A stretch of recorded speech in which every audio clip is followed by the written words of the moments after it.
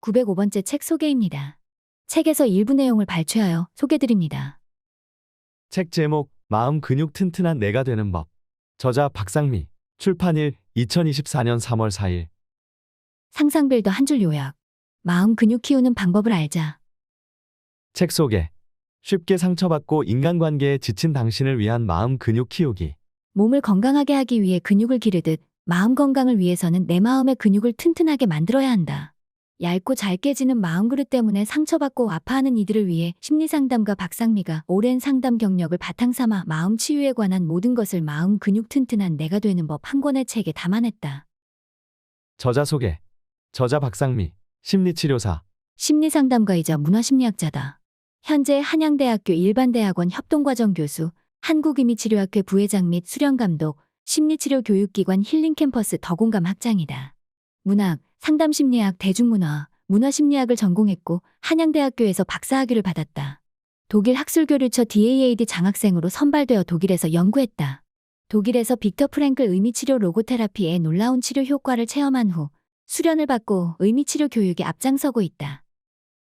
책에서 얻은 내용. 잘 다치는 마음을 보호하고 싶다면 마음 근육을 길러야 합니다. 일상이 버거운 당신을 위한 셀프 치유 가이드. 인생의 커다란 사건뿐만이 아니라 스치듯 지나는 사소한 말에도 우리는 쉽게 상처를 받고 아파한다. 상처받지 않고 사는 사람은 없다. 중요한 것은 상처를 받지 않는 것이 아니라 내 마음의 상처를 어떻게 치유해 나가느냐에 달려있다.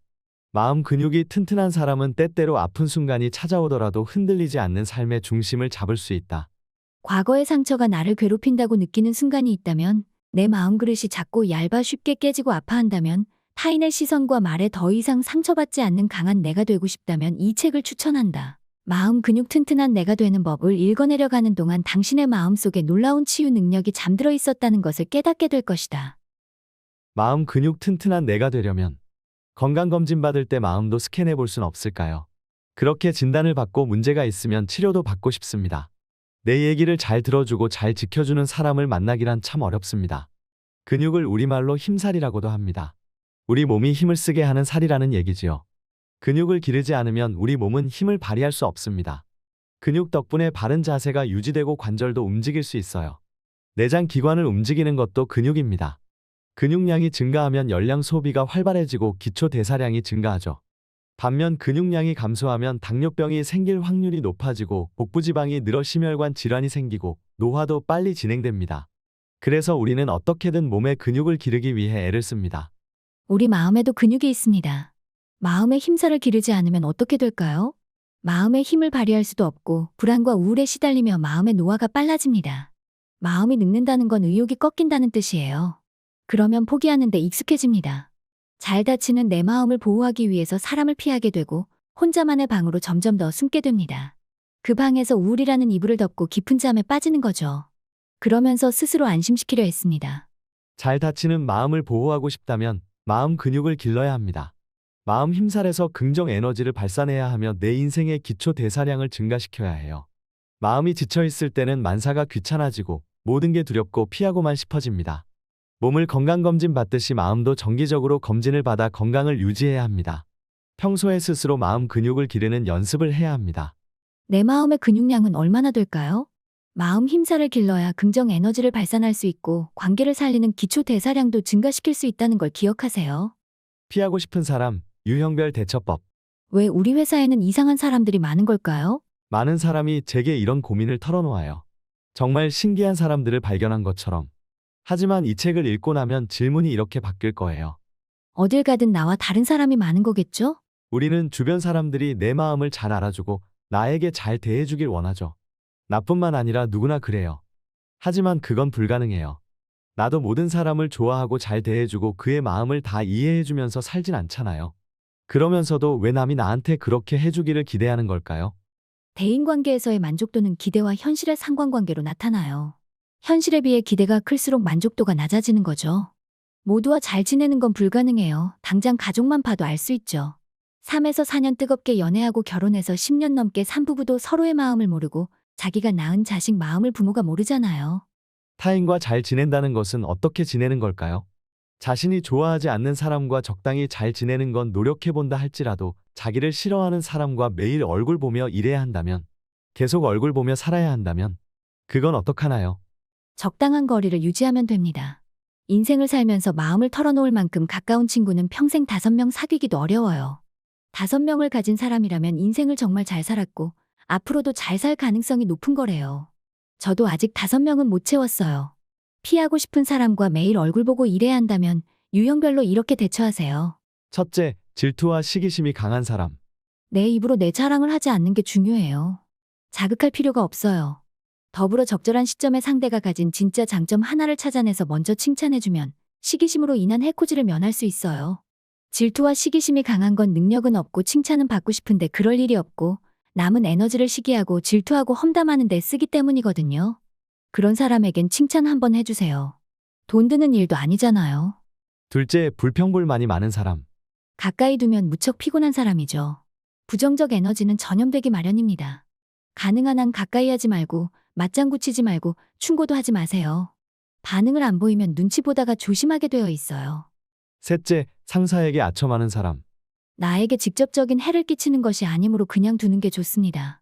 상사도 바보가 아닌 이상 아첨꾼이라는 거 다 알아요. 일일이 스트레스 받으면 나만 손해입니다. 넷째, 자기 얘기만 하는 사람. 공감 능력 없고 눈치 없는 유형입니다.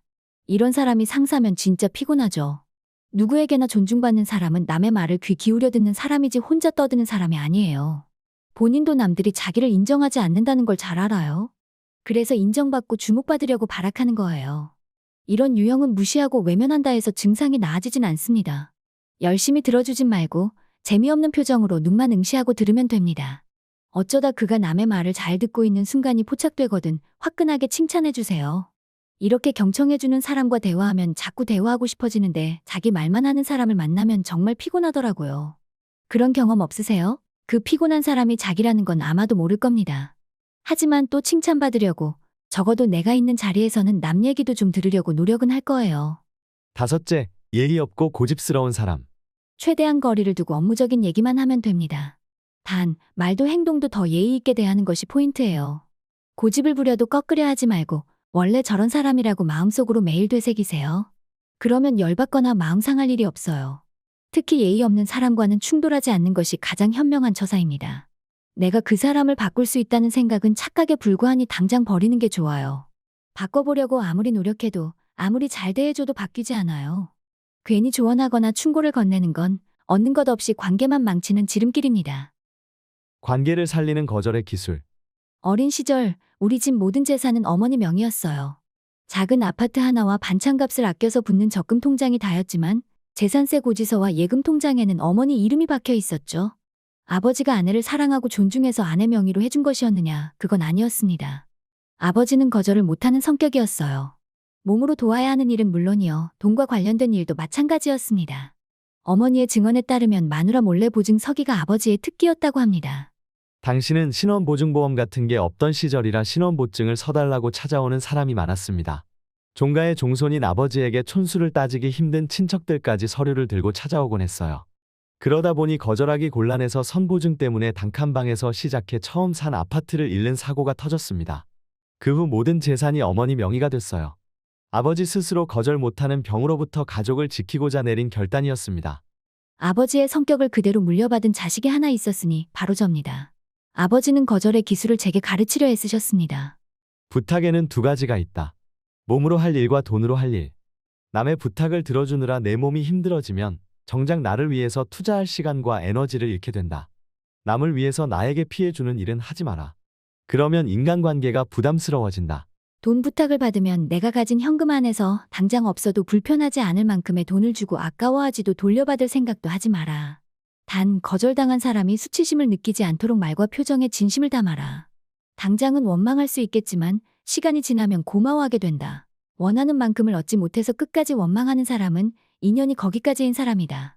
나는 거절 못하는 성격 때문에 나는 물론이요, 가족에게까지 피해를 주며 살았다.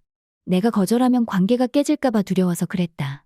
그런데 돌이켜보면 좋은 관계를 유지하고 싶은 사람은 상대에게 피해를 줄 수 있는 과한 부탁을 하지 않는다. 그런 사람을 경계해라. 남의 부탁을 거절하는 그 순간은 힘들다. 하지만 잘 거절하는 연습을 해야 앞으로 너와 내 가족을 지킬 수 있다. 아버지께 귀에 못이 박히도록 들은 말이지만 실전에서는 매번 무너지고 말았습니다. 남의 부탁을 들어주느라 몸은 늘 힘들었고 내 시간이 부족했습니다.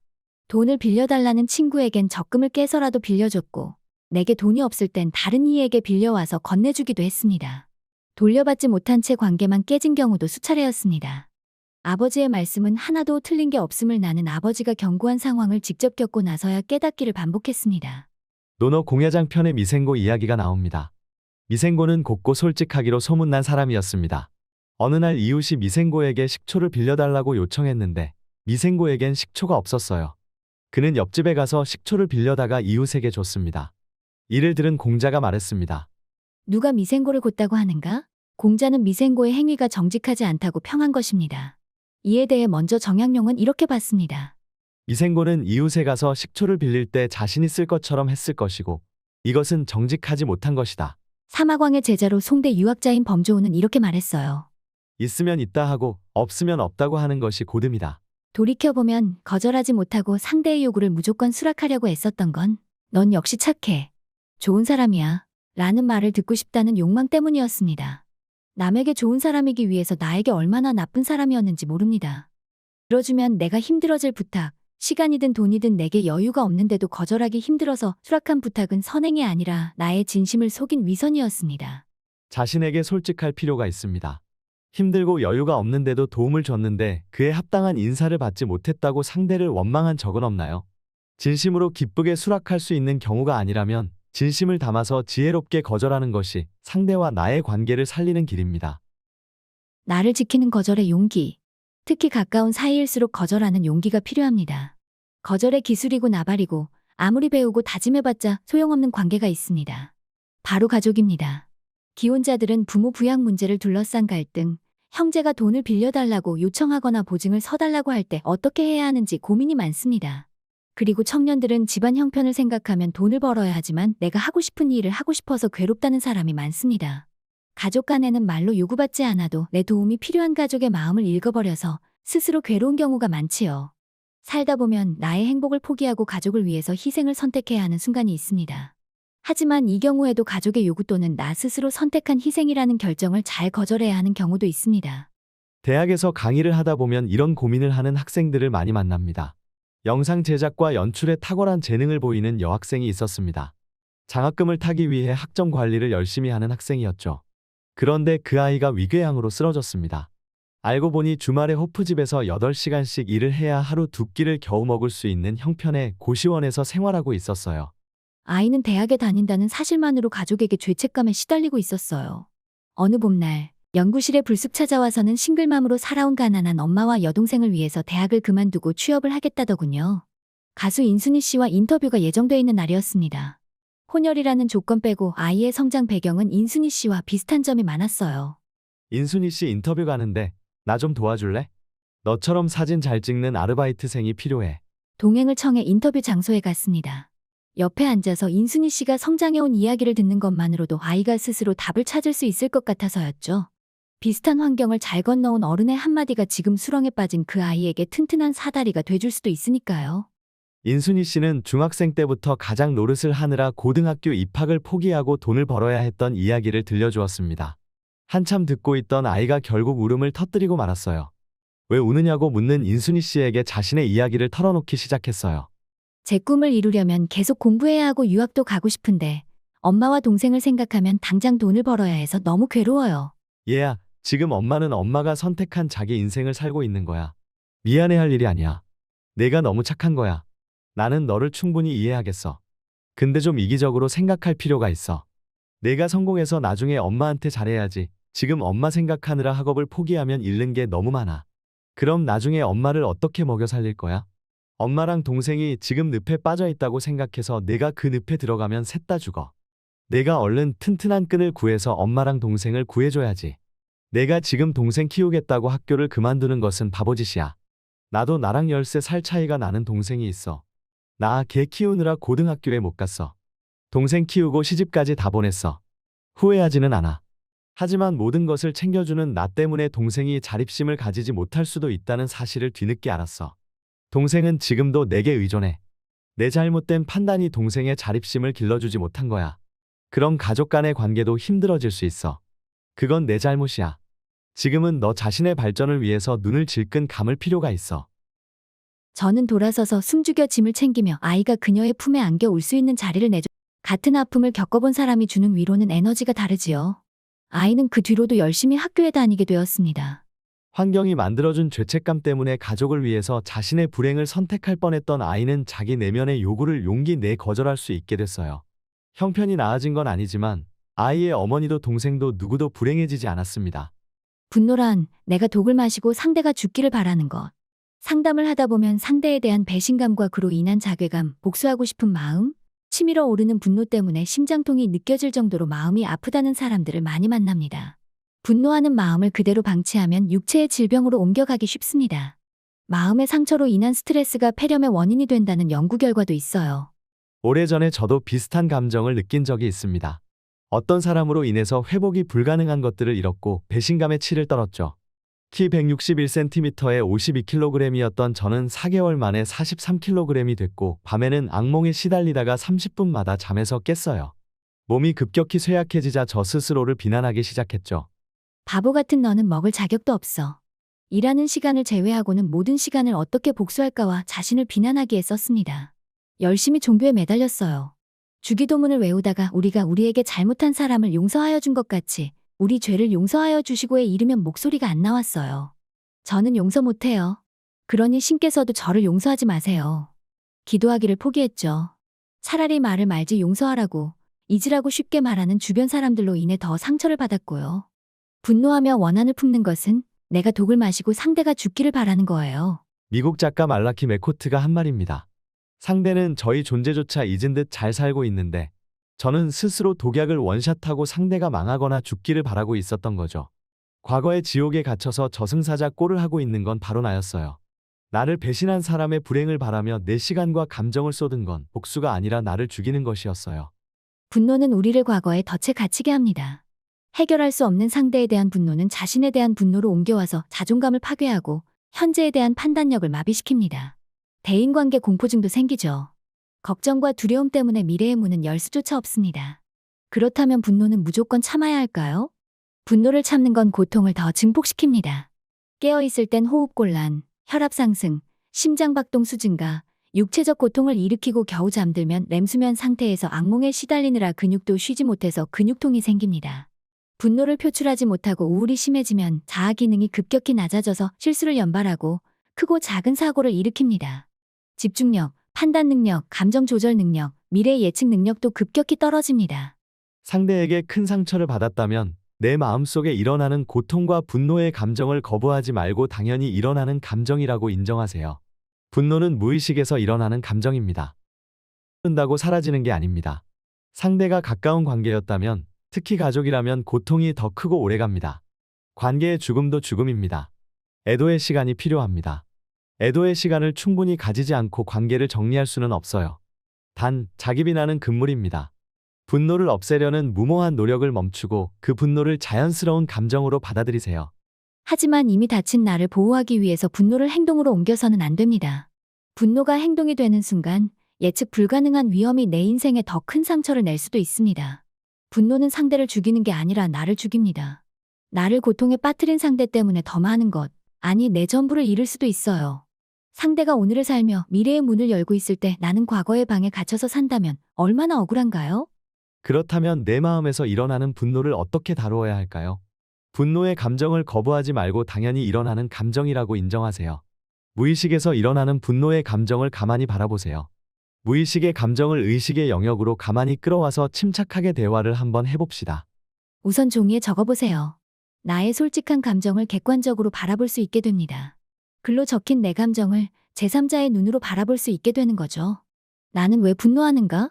나는 그에게 어떻게 하고 싶은가? 복수하고 싶은가? 복수하고 싶다면 구체적으로 어떻게 하고 싶은가? 그것을 행동으로 옮겼을 때 어떤 결과가 발생할까? 그 결과로 내가 얻는 것은 무엇인가? 그 결과로 내가 잃는 것은 무엇인가? 어떤가요? 내가 분노하는 이유를 종이에 적다 보면 분노해야 할 이유보다 더 심하게 분노의 감정을 느끼고 있음을 알게 되는 경우도 많아요. 분노를 행동으로 옮겼을 경우 내가 얻는 것보다 잃는 것이 더 많지는 않나요? 저는 자주 이 방법을 씁니다. 제 감정을 객관화해 바라봄으로써 스스로 답을 찾을 수 있는 경우가 많았어요. 분노하는 마음을 행동으로 옮겼을 때 내가 얻는 것보다 잃는 것이 훨씬 많은 경우가 대부분이었죠. 그 점을 알게 되니 분노를 행동으로 옮기는 것을 멈출 수 있었고 분노의 감정도 서서히 잠재울 수 있었어요. 나의 의식이 무의식의 감정을 조절할 수 있게 된 거죠. 그 단계에 이르렀다면 다음 두 가지 질문에 스스로 답해보세요. 그는 나에게 왜 그런 행동을 했을까? 그는 나에게 어떤 감정일까? 상대 때문에 상처받고 분노가 극에 달해 있을 때 처음에는 그에 대해 생각하기도 싫고 생각하면 더 분노가 치밀어 오르죠. 하지만 어느 정도 내 감정을 다스릴 수 있게 됐을 때 상대의 입장에서 생각해보면 그 사람도 그럴 만한 이유가 있지는 않았을까를 생각할 수 있습니다. 내가 조금의 원인 제공을 했을 수도 있고 그 사람 또한 나에게 상처받은 일이 있기 때문에 나에게 그런 행동을 했을 수도 있고요. 상대의 입장에서 생각해 볼 수 있는 단계에 이르면 이젠 가장 현명한 복수를 시작할 수 있습니다. 내 인생의 하찮은 존재로서 아예 잊어버리는 연습을 해보세요. 잊는다는 건 그를 내 기억 속에서 죽이는 것입니다. 인생에서 가치 없는 인간을 기억의 쓰레기통에 쳐넣고 불태워 없애는 것, 그것이 내가 할 수 있는 가장 현명한 복수입니다. 기억에서 서서히 잊힐 때 용서도 서서히 이루어집니다. 억지로 분노를 참고 용서하려고 애쓰지 마세요. 진짜 복수는 신의 영역이고 신이 대신 해주는 날이 옵니다. 신의 시계는 우리가 원할 때 움직이지 않고 늦게 움직일 뿐입니다. 나에게 일어나는 분노를 억지로 잠재우려 하지 말고 내 감정을 인정하고 이런 질문을 스스로 주고받는 과정을 거쳐보세요. 나를 위해서 상대를 용서하는 단계에 서서히 도달할 수 있습니다. 그리고 깨닫게 되죠. 용서의 수혜자는 상대가 아니라 나 자신이라는 걸 말이죠. 과거의 고통에서 스스로 벗어날 때 오늘을 살면서 미래의 문을 열 수 있습니다. 부정적인 감정을 쏟아내지 않으면 몸이 병들어요. 독일에는 남자가 울어야 그 가정이 건강하다라는 속담이 있습니다. 독일에 있을 때 만난 이웃 아저씨는 웃음도 눈물도 많은 분이었어요. 재미있는 이야기가 생기면 언제든지 달려와서 그 얘기를 나누고 실컷 함께 웃고 속상한 일이 있을 때는 맥주를 사들고 와서 딱 30분만 내 얘기를 들어줘 라며 얘기를 하셨어요. 애를 잃고 자녀들은 유학 가고 혼자 사는 분이었어요. 나는 잘 알아듣지 못했지만 남자의 눈물을 보는 것만으로도 덩달아 눈물이 줄줄 흘렀어요. 그분은 30분이라는 시간을 꼭 지켰고 다음 날은 더 맑은 얼굴로 모두에게 할로를 외쳤어요. 그때 알았습니다. 그분이 늘 밝게 웃을 수 있는 것은 가끔 자기 얘기를 하며 실컷 울 줄 아는 용기를 가졌기 때문이라는 사실을. 내일 다시 웃으며 살기 위해서 오늘 울어야 하는구나. 속담에 담긴 뜻을 비로소 알게 됐습니다. 그에 비하면 한국 남자들은 남자는 태어나서 3번 울어야 한다라고 세뇌 교육을 받습니다. 나도 모르는 사이 내게도 그런 고정관념이 뿌리내려서 울지 않는 남자를 강한 남자라고 생각했습니다.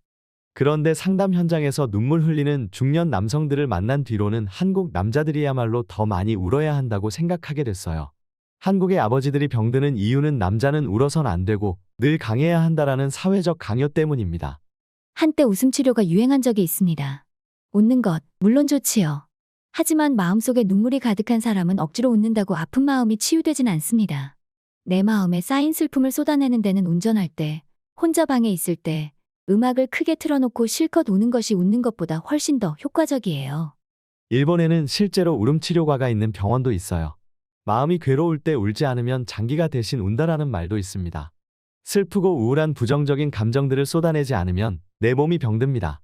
감정을 표현하는데 익숙하지 않고 삼키고 참는 것이 사나이라고 강요당해온 한국의 남자들이야말로 진짜 피해자예요. 울지 못해서 마음이 병들고 장기가 병들어서 혼자 온몸으로 울고 있는 남자들. 바로 내 아버지, 내 남편의 모습일지도 모릅니다.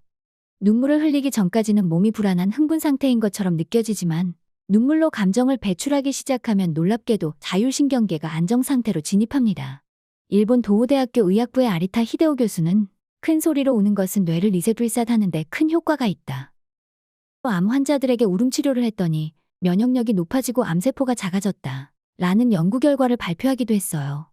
영화 치유 수업을 하면서 울음 치료의 효과를 중년 남성들에게서 자주 발견합니다. 여자들은 생활 속에서 울 기회도 많고 심지어 여자가 울면 아름답다라는 소리도 자주 듣지요. 하지만 울 기회가 없어서 참기만 하던 남자들은 슬픈 영화 장면을 만났을 때 그것을 핑계로 울기도 해요. 그것도 아주 용기 내어서 조금 울죠. 그 정도라도 참 다행이라는 생각이 듭니다. 울기 시작해야 마음에 숨겨두었던 자기 이야기를 비로소 조금씩 꺼낼 수 있게 되니까요. 남자가 울어야 그 가정이 건강하다고 이 글을 읽은 분들이 소문을 많이 내면 좋겠습니다. 그래서 우는 남자들이 부끄럽지 않게 가끔은 소리내 울 수 있었으면 좋겠어요. 대한민국의 남자분들 소리 내어 우세요.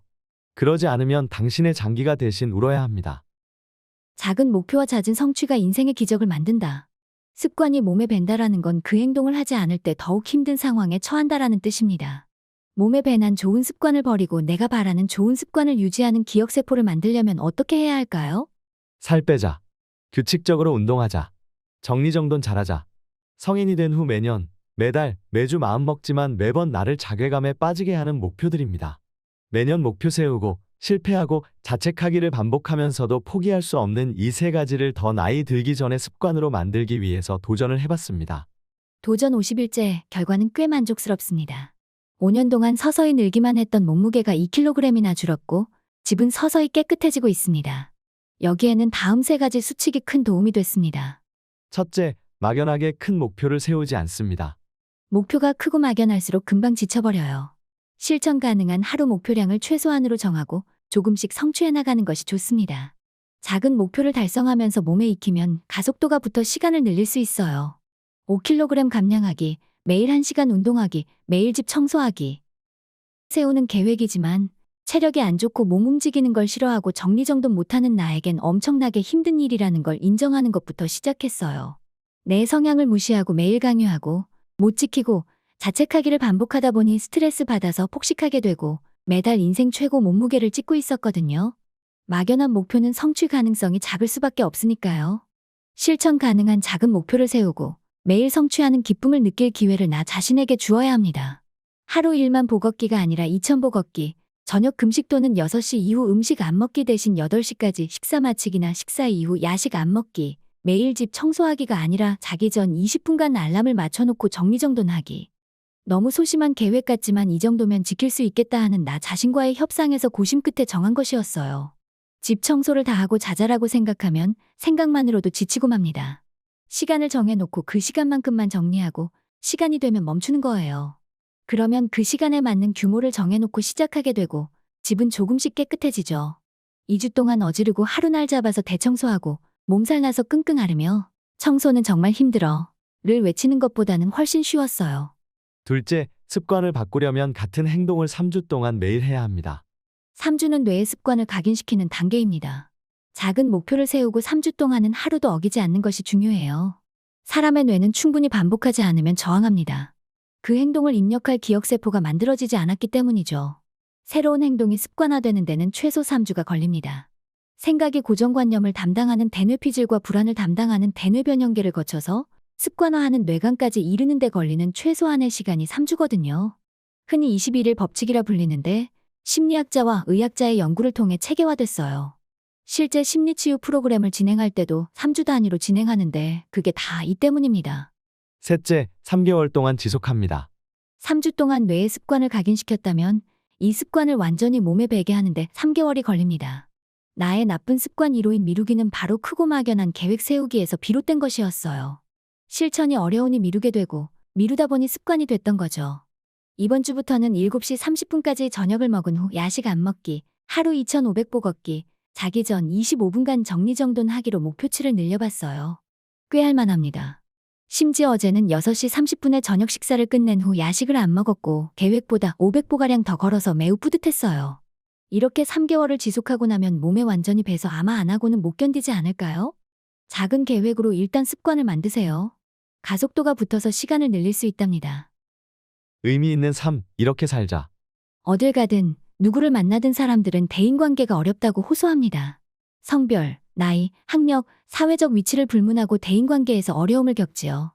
나이 들면 경험도 많아져서 쉬워질 거라 생각했는데 나이 들수록 어려운 게 대인관계인 것 같아요.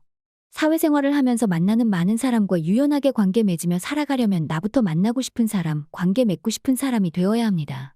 그러면 대인관계에서 겪는 어려움이 자연스레 줄어들고 주변에 좋은 사람들이 모여들 거예요. 사회생활에서 관계를 맺을 때 나는 어떤 사람이 되어야 할까요? 논어를 공부하다가 지혜로운 답을 찾을 수 있었어요. 자공이 공자에게 묻습니다. 군자도 미워하는 것이 있습니까? 공자가 답합니다. 미워하는 것이 있다. 다른 사람의 나쁜 점을 말하는 사람을 미워하고 아래에 있으면서 윗사람을 헐뜯는 사람을 미워하며 용맹하기만 하고 예의가 없는 사람을 미워하고 과감하기만 하고 앞뒤가 꽉 막힌 자를 미워한다. 양화 24장.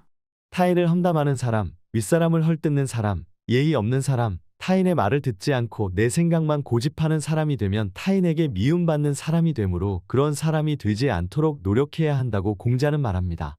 이번에는 공자가 자공을 향해 묻습니다. 사야, 너도 미워함이 있느냐? 자공은 대답합니다. 겉을 살피는 것을 사람 아는 것으로 여기는 자를 미워하며 겸손하지 않은 것을 용맹으로 여기는 자를 미워하며 남의 비밀을 들추는 것을 고든 것으로 생각하는 자를 미워합니다. 양화 24장. 공자가 제자인 자공에게 생각을 물었을 때 자공은 좀 더 구체적으로 답합니다. 사람의 겉모습만 보고 품평하는 사람, 자신이 용맹하다고 착각하며 겸손하지 않고 예의 없이 행동하는 사람, 남의 비밀을 들춰 소문내는 사람을 경계해야 한다는 것입니다. 공자와 자공이 경계한 사람이 되지 않도록 노력한다면 주변엔 좋은 사람들이 저절로 모여들 것이고 대인관계는 어려움이 줄어들 것입니다. 하지만 공자의 수제자 중 한 명이었던 자공도 이런 사람이 되기가 말처럼 쉽지는 않았나 봅니다. 자공이 이런저런 사람 품평을 하자 공자가 말합니다. 자공은 참으로 나보다 나은가 보구나. 그럴 시간이 없다. 헌문 31장. 사람 품평하지 말고 비밀을 들추는 자를 경계해야 한다고 말했던 자공도 이 사람 저 사람 평가를 하다가 스승께 한 방 먹는 장면입니다. 자공보다 공부와 지혜가 부족한 나는 더더욱 타인을 평가하고 뒷말할 자격이 없는데 그동안 사람 품평하며 살아왔음을 반성합니다. 앞으로는 좀 더 타인을 존중하고 소통에 힘쓰며 나를 바로 세우는 공부에 열중하며 살아야겠습니다. 지금까지 상상빌더였습니다. 감사합니다.